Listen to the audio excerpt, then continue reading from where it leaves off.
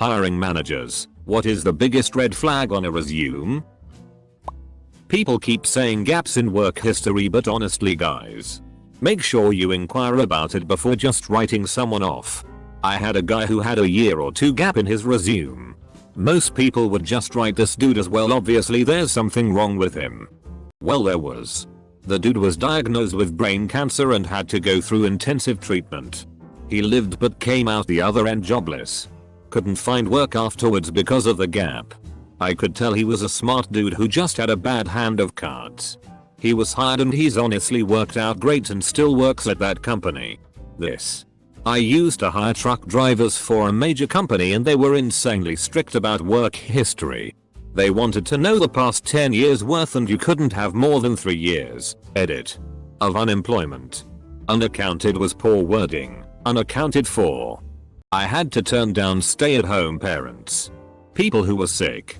Hell, even a guy who had won the lottery and just took a couple years off.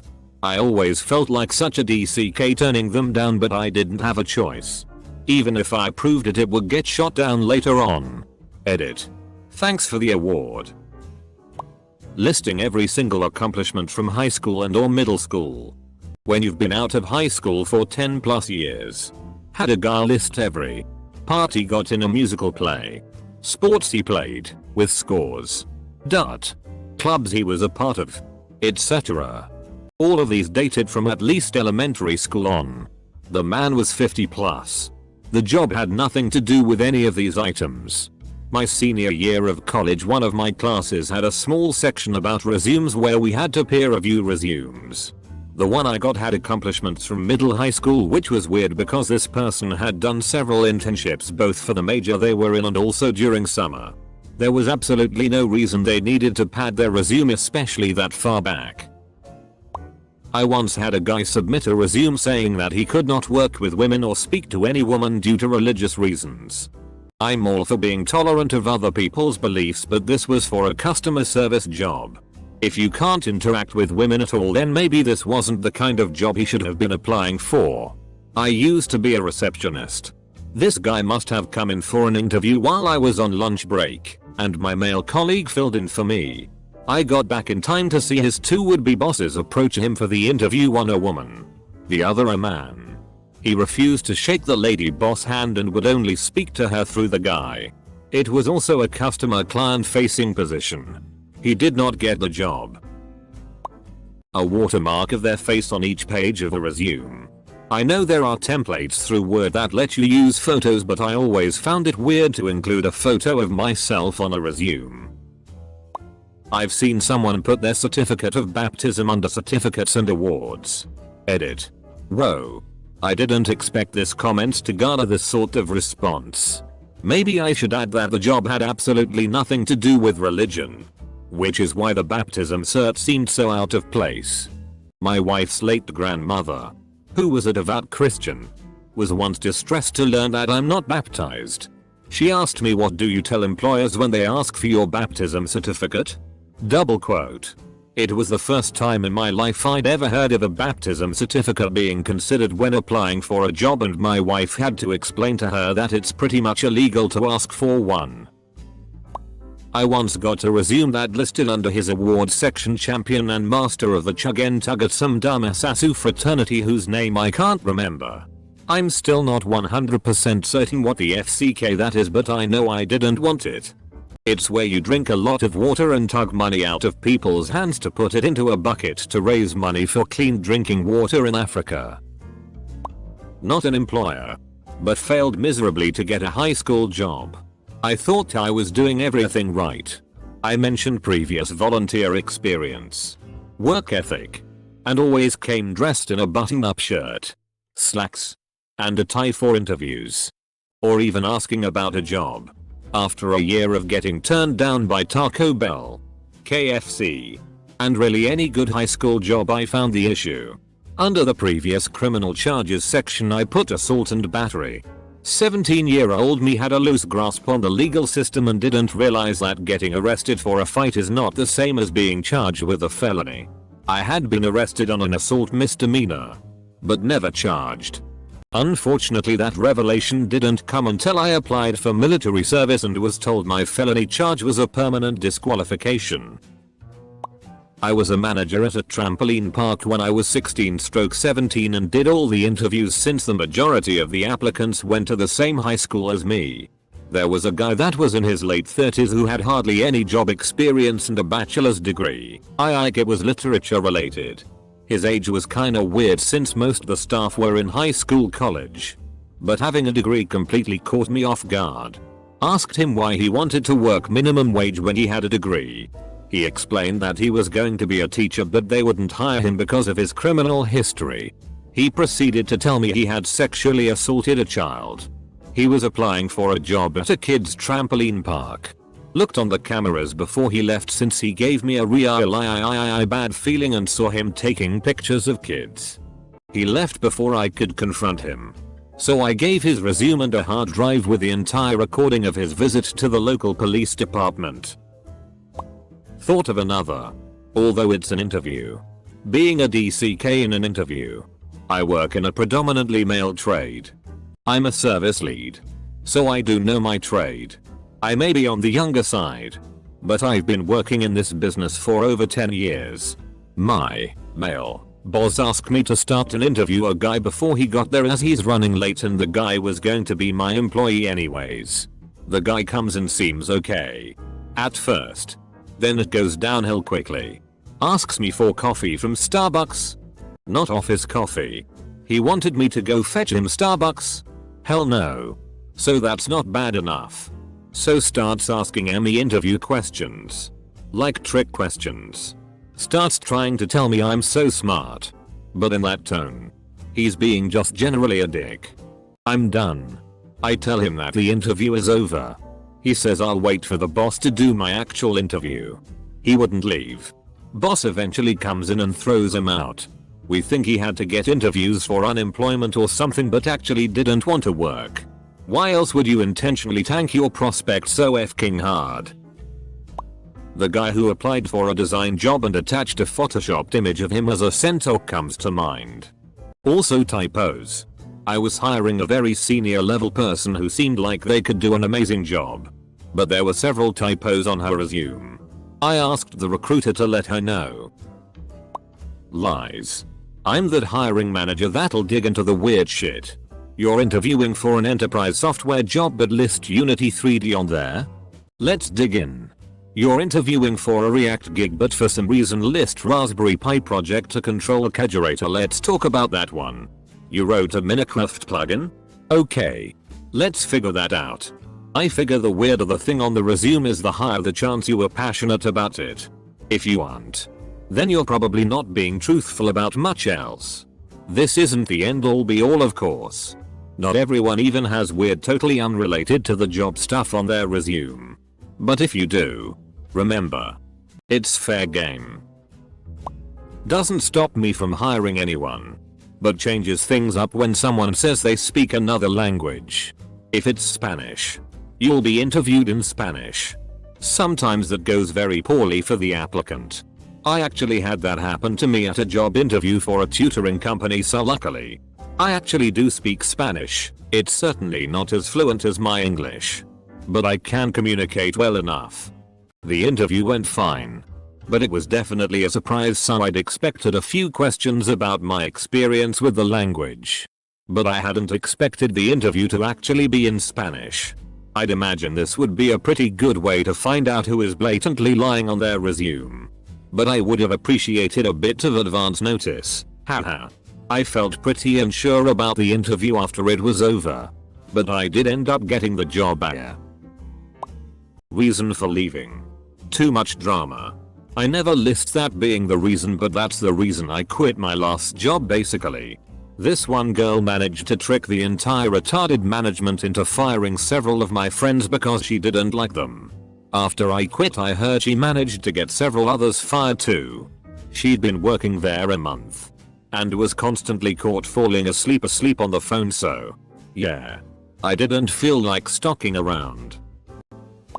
We had an application where the applicant had a felony on their record. They spend half a page in the middle of their resume explaining how the felony wasn't their fault and that we should hire them. Their felony was from stealing from another department from the last time they worked at the company they were applying to.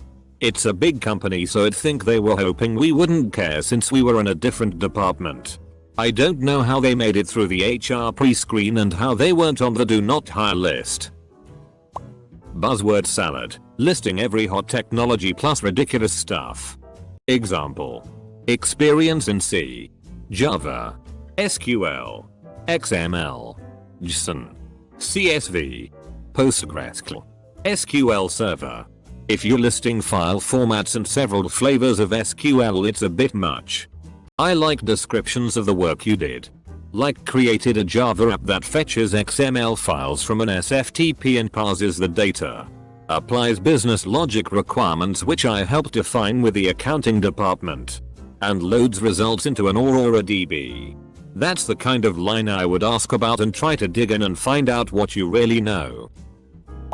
Spelling mistakes. Jumping around to 5 different jobs in 2 years. This used to be true about the job hopping. But my company has been relaxing on this. Mostly because that's the nature of millennials and the new workforce. More and more people are moving from job to job. That is becoming a norm and no longer a red flag. Typically, it just means the companies didn't provide much incentive to make them stay. In today's work environment, it's extremely understandable. What's a red flag? Is when they are job hopping from high paying good benefit jobs to another. I wasn't an actual manager my old firearms retail job. But being that I was the senior sales associate, my manager included my input in the hiring process, which entailed a lot of resume reviews. We had a guy in his late teens early 20s drop off a resume for an open gunsmith position. He had no technical training, no gunsmith training, and had never even owned a gun before. He had recently joined the National Guard, and his only experience with firearms was basic orientation and cleaning of the M16 in basic training. His resume basically said just this. In one run-on sentence. His resume explained that he had no idea how to write a resume and had no training in gunsmithing. But that he needed a job. Was interested in guns. So please disregard all this and give him a job because he was serving his country. Is you are not planning to adapt your resume per position. Don't put an objective goal line. I personally don't like them anyways, but seeing objective succeed in this position or something equally vague is not a good opening line. Do follow all the application instructions. For example, send it to the email requested. Use the file type requested. Include all info. Don't include your picture in North America, your GPA, or a goofy skill. Karaoke is a pastime. It's an overdone joke and not a skill.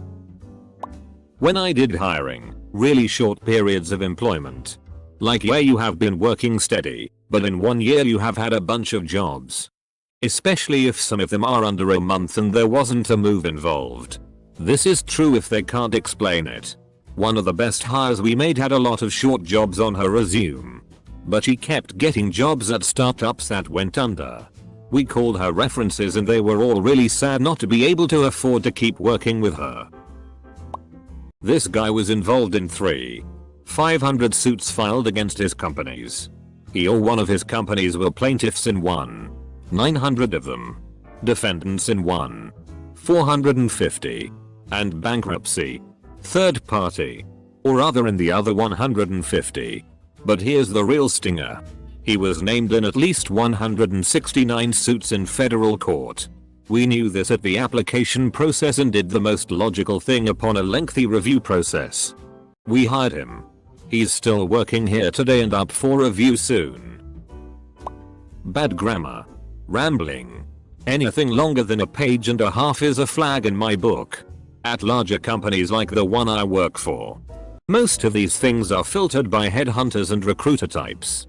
They will then send me 3-6 resumes that get past them and get to me. From there I go over the experience portions of these resumes and I pick the ones that most closely relate to the position we are hiring for. The thing you need to work on more than puffing yourself up on a resume is your interview skills. I don't know what it is, but people have lost the art of conversation. Most people come in with rehashed answers that seems to have come out of a magazine or something. Just be open, honest and be yourself. If you have made it to the live interview, chances are your qualifications line up and what you are really being interviewed for is your demeanor, ability to handle pressure and to tell you the truth. If you are someone the rest of the crew will get along with. Never worked in the field they are supposed to manage. Hireable. Bachelor in IT. 4 years developer. 2 years head developer. 1 year dev supervisor.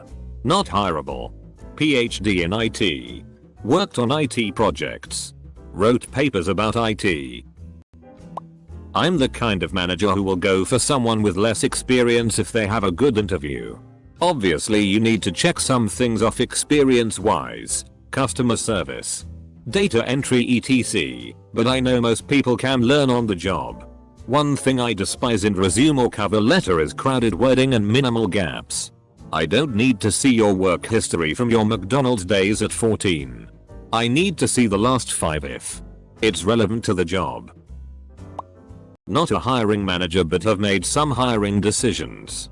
I've turned down extremely qualified, well-spoken, intelligent candidates over the sole fact that they change jobs too frequently. I never realized how big of a deal it was until I was making the decisions myself. I'd rather spend twice the time teaching a less experienced hire than having to rehire someone all over again in a few months. The biggest red flag is job hopping. 6 months here, 5 months there, etc.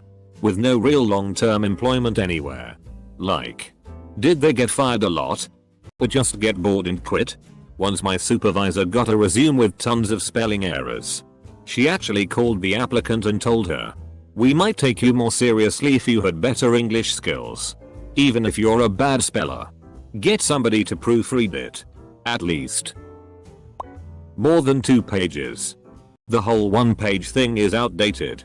But if you can't consolidate your work experience to fit on 2 pages, you're doing it wrong. I'm a VP at a company. Have a MBA. Have worked for 5 companies in 10 different roles. Some of my experience was as a consultant where I worked with 25 different companies on unique projects. My resume is 1 page. And yours should be too. A resume is a marketing document that is supposed to call out your most relevant and most impressive experience. Putting shit on 2 or more pages just hides the important shit. And drastically reduces the chance you get an interview. Hiring managers get stacks of resumes and aren't going to read a book on your work experience. Doubly so if you have a bunch of irrelevant shit listed. I interviewed a girl whose reason for leaving her current employment was that no one liked her because she was too attractive. I mean, she was pretty hot, but she also came across as a massive narcissist, which is likely the real reason her colleagues didn't like her. I wish I had a day off for every resume that lists the skill. Add attention to detail. Edit. To clarify, I am specifically calling out those resumes that list this as a skill but they spell attention to detail wrong or capitalize it incorrectly. It's dumb for sure. But it's something most companies put in the job ad.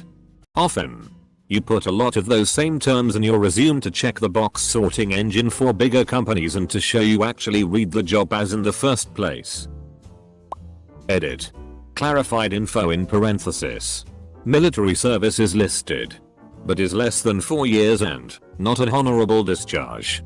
I will always ask about their time in the service if it is on their resume, and request a DD 214. Usually when they have less than 4 years service, they got kicked out, quit or went AWOL. It is also possible they were injured or had a special enlistment offer during a weak recruitment season. I have never met a soldier that got kicked out of basic training or dishonorable discharge that wasn't a total piece of shit. Someone who meets the following criteria is usually a red flag. Beet farmer, bed and breakfast proprietor, aspiring freelance bodyguard, office building owner, and former assistant to the regional manager. Also, Someone who says they can vanquish customer resistance through physically imposing alpha male traits and insatiable, merciless, jackhammer-like techniques and expert in anything pre-industrial German. I am a hard worker, fast learner. This shows zero effort to come up with more of your personal value to yourself. If that's how you lift yourself, you'll have a hard time lifting up the team. The other being time gaps in employment without a decent reason. Short stays with employers, under a year at a time, you won't get a phone call. Solid keywords. Valuable efforts built, maintained, improved, driven, responsible for, grew, pride in work, self. And definitely never, under any circumstances, ever. One thing I've always wondered. Often ask a person looking for a job how the interview went and I'm always told how great it went. Then no call back. Are hiring managers just making the applicant feel good at the moment about how the interview went? Or the person I'm asking just reading the situation wrong? Either way, very depressing.